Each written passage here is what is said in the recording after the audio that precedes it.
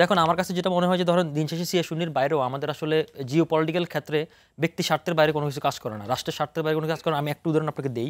ধরুন যখন কোভিড চলাকালীন সময়ে ঠিক ওই টাইমটাতে যখন আর্মেনিয়া এবং আজারবাইজান যুদ্ধ চলছে, নাগার্নো কারাবাখ এবং আর্মেনিয়া যুদ্ধ, সেখানে আজারবাইজানের মোস্ট মেজরিটি কিন্তু শিয়া প্রধান কান্ট্রি, তাদের 70% পিপল কিন্তু শিয়া। কিন্তু ইরান কিন্তু আজারবাইজানের পক্ষ না নিয়ে আর্মেনিয়ার পক্ষ নিয়েছিল, এবং ইসরায়েল কিন্তু আর্মেনিয়ার পক্ষ না নিয়ে সে আজারবাইজানের পক্ষ নিয়েছিল। সুতরাং এগুলো আসলে স্ট্র্যাটেজিক ব্যাপার, আসলে যার যখন যে স্ট্র্যাটেজি যেটা বেনিফিশিয়ারি সে তখন সেটাকে সমর্থন করে। আর ইরান আসলে এই মুহূর্তে আসলে ইরানের জন্য যুদ্ধটা খুবই কঠিন। কারণ হচ্ছে কি দেখুন, যেহেতু শিয়া সুন্নির একটা ডিভাইডেশন আছে অলরেডি, তাছাড়াও হচ্ছে কি ধরেন গত মিডল ইস্টের অনেক যুদ্ধেই ইরান কিন্তু প্রক্সি হিসেবে রোল প্লে করেছে। তো যার কারণ হচ্ছে কি সৌদি, ইয়েমেনের ক্ষেত্রে যদি বলেন হুদরি, তারপর হচ্ছে আপনি যদি বলেন মিশরের ক্ষেত্রে বলেন, সিরিয়ার ক্ষেত্রে বলেন, তো সেক্ষেত্রে কিন্তু তার কিন্তু পরীক্ষিত বন্ধু কিন্তু কম। আচ্ছা, আমি আবার আপনার প্রসঙ্গে আসি উত্তরে, সেটা হচ্ছে কি আমাদের কি করণীয় করা উচিত।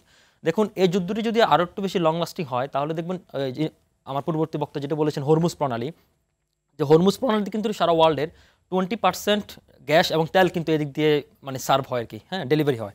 এবং দেখুন আমরা কিন্তু বাংলাদেশ এমন একটি কান্ট্রি যারা 100% জ্বালানি এবং 90% হচ্ছে কি গ্যাস নির্ভর, আমদানি নির্ভর একটি দেশ। এবং আমাদের আমদানির ক্ষেত্রগুলো হচ্ছে এতদিন পর্যন্ত ছিল আমাদের কাতার এবং ওমান, আর নতুন করে যুক্ত হচ্ছে ব্রুনাই। তো সবগুলো কিন্তু এই অঞ্চলের অন্তর্ভুক্ত। এই মুহূর্তে বিশ্ববাজারে যে তেলের দাম, সে তেলের দাম হচ্ছে প্রতি ব্যারেলে $80। তো ধারণা করা হচ্ছে, আজকে আমি মিডল ইস্টের রিপোর্টে দেখলাম, রয়টার্স রিপোর্টে দেখলাম যে এই যুদ্ধ যদি চলমান থাকে তাহলে হচ্ছে কি আগামী 1 সপ্তাহ বা 2 সপ্তাহ পরে তেলের দাম সেটি প্রতি ব্যারেলে $130 থেকে $150 পর্যন্ত চলে যেতে পারে। একটি কারণ। সেকেন্ড কারণ হচ্ছে কি স্বর্ণের দাম বাড়তে পারে। আর তার চেয়ে বড় কথা হচ্ছে কি ডলারের দাম বেড়েতে পারে। অলরেডি কিন্তু আমরা কিন্তু ডলারের বিপরীতে আমাদের টাকার যে মুদ্রার মান সেটি কিন্তু অত্যন্ত নিম্নমানের। তো সেক্ষেত্রে যদি আরও ডলারের দাম বেড়ে যায়, স্বর্ণের দাম আরও বেড়ে যায়, সেক্ষেত্রে আমাদের মতো বাংলাদেশের তৃতীয় বিশ্বের কান্ট্রিগুলো খুবই ইফেক্টেড হবে। আর 4 নম্বর বিষয় হচ্ছে কি দেখুন, আমাদের কিন্তু যে শ্রমবাজার, আমাদের শ্রমবাজারটি কিন্তু 70-80% কিন্তু মিডল ইস্ট কেন্দ্রিক। হ্যাঁ, এখন এই যুদ্ধের যদি আর একটু বেশি প্রলং হয় এবং এই যুদ্ধের যদি কোনো কারণে যদি আঞ্চলিক একটি অস্থিতিশীল পরিস্থিতির রূপ নেয়, তখন আসলে কি মিডল ইস্টে কিন্তু আমাদের অলরেডি অনেক শ্রমিক কিন্তু বেকার। আমাদের কাতার বলেন, ওমান বলেন, বাহরাইন বলেন, দুবাই বলেন, আবুধাবি বলেন, সব জায়গায়। তো সুতরাং এই অনেক মানুষ কিন্তু আরও বেশি চাকরি হারাবে। নতুন করে কিন্তু যে আমাদের শ্রম রপ্তানি সেটাও কিন্তু বন্ধ হয়ে যাবে। তো সে জায়গা থেকে আমরা কিন্তু একটা বড় সংকটের জায়গায় পড়ে যেতে পারি।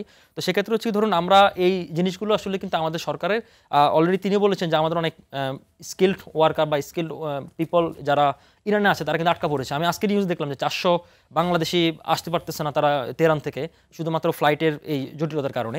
তো সেক্ষেত্রে হচ্ছে কি আমাদেরও, শুধু আমাদের না, এটা কিন্তু একটা ধরুন আমাদের যে রিজনাল যে কোঅপারেশন যে এই সংস্থাগুলো রয়েছে, বিমস্টেক, তারপরে ওয়াইসি বা অন্যান্য আরও যে সংস্থাগুলো রয়েছে, সেই সংস্থাগুলো মিলে আসলে এটাকে আসলে সিদ্ধান্তে একটা সমঝোতা আসা প্রয়োজন এবং পূর্বস্থিতি রাখা উচিত। কারণ হচ্ছে কি এই যুদ্ধ কোন দিকে যায় আমরা কিন্তু জানি না।